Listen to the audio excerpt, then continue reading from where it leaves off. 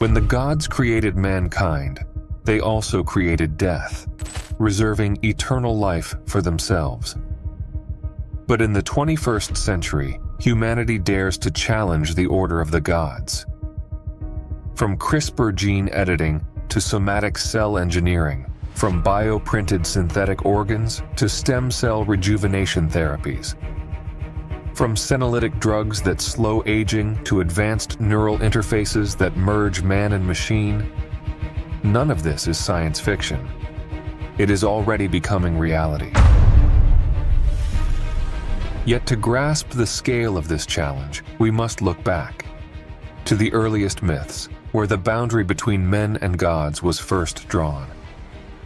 There, in ancient Sumer, we find the story of Adapa. Here is where our journey begins. Let's analyze the myth of Adapa in depth.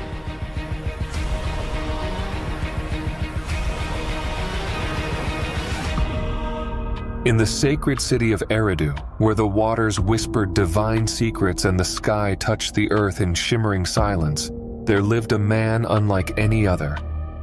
His name was Adapa. Fashioned by the great god Ea, known also as Enki, lord of the Abzu, Adapa was not born of heaven, but was raised by it. He was gifted not with wings nor with immortality, but with something far more dangerous: wisdom. Ea had made him chief among men, a sage whose command none would dare oppose. His word carried the weight of the heavens.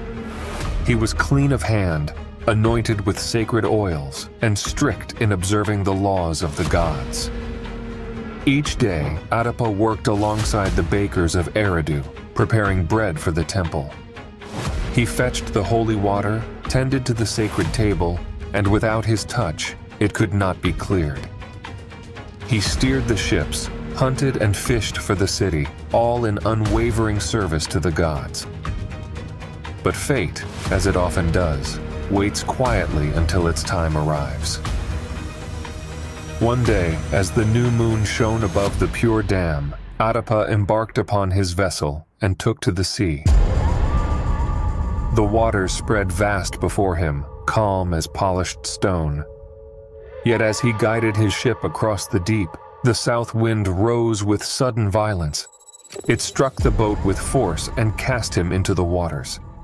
Furious, soaked, and shaken, Adapa stood and shouted into the air, "O south wind, because you have done this to me, I shall break your wing." And the moment his words were uttered, the wing of the south wind broke. For 7 days it did not blow across the land. In the heavens, Anu, king of the gods, noticed a stillness and asked, "Why has the south wind ceased to blow?" His messenger Ilabrat replied, "My lord, it was Adapa, son of Ea. He has broken its wing." At these words, Anu rose from his throne and cried, "Bring him before me." Far below, Ea, who knew well the paths to the celestial realms, prepared Adapa for the journey. He clothed him in mourning garments and instructed him with great care. "When you come to the gates of heaven," he said, "you will meet Dumuzi and Ningishida, the divine watchers. They will ask you, 'Why do you wear these garments of sorrow?' You must reply, 'Two gods have vanished from our land. I mourn for them.' When they ask their names, say Dumuzi and Ningishida. Then they will look upon you with astonishment and speak kindly on your behalf. And remember this, when you stand before Anu, food and water will be offered to you. But do not eat, do not drink. They are the food and water of death. Instead, accept the garments they give you. Anoint yourself with the oil. But the food, do not touch it. The water, leave it untouched." The divine summons came. The gate opened, and Adapa ascended the path to heaven. At the threshold of Anu's court, Dumuzi and Ningishida stood watch. Seeing Adapa dressed in mourning, they called out, "Why are you dressed so, stranger?" He answered, as he had been instructed, "In my land, 2 gods have vanished. I grieve for Dumuzi and Ningishida." Hearing their own names spoken, they were astonished and favorably received him.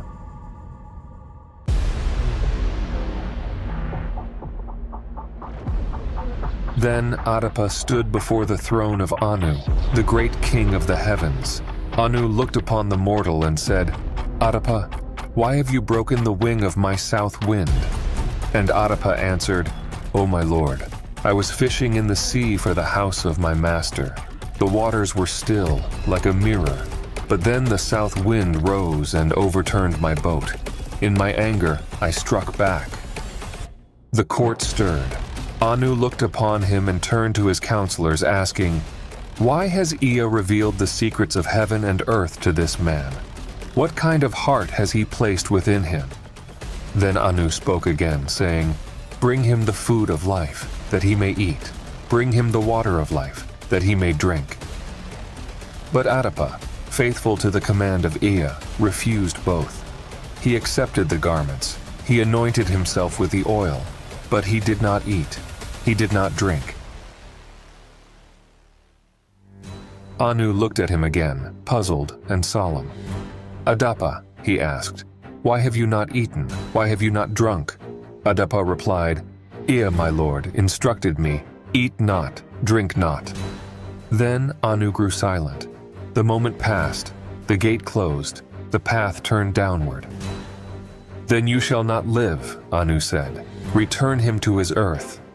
And so Adapa descended.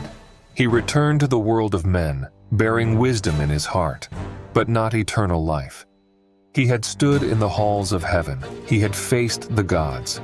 He had touched the edge of immortality and turned away.